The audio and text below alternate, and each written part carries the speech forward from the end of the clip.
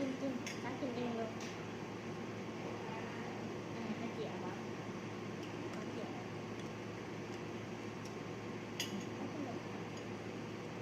สดแกงก็ได้สดแกงปลาทูกินปลาทูไง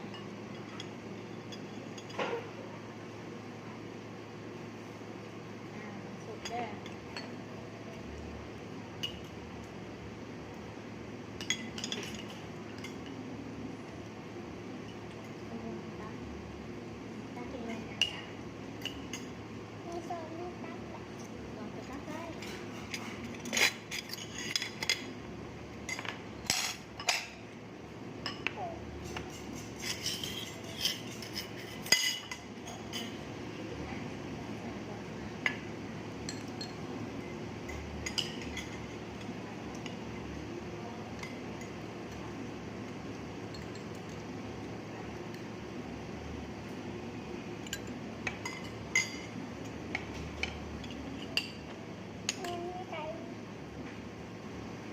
ไทยเนี่ยถ้าเขาพักก็จะเป็นไทยเนี่ย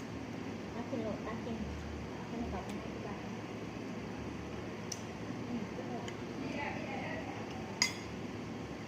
แม่จะมาลูกไปสั่งเจอเลยทอดเดี๋ยววันนี้อาจจะไปแบงแต่ถ้านี้อาจจะไปแบงสื่อเนี้ยเป็นสื่อนั่น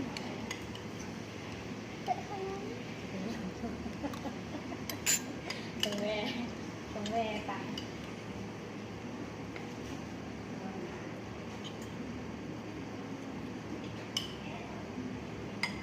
กินไม่กินหาย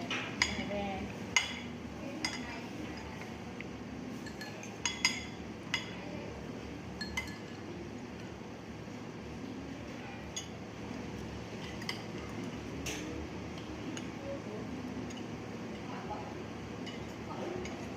อะไร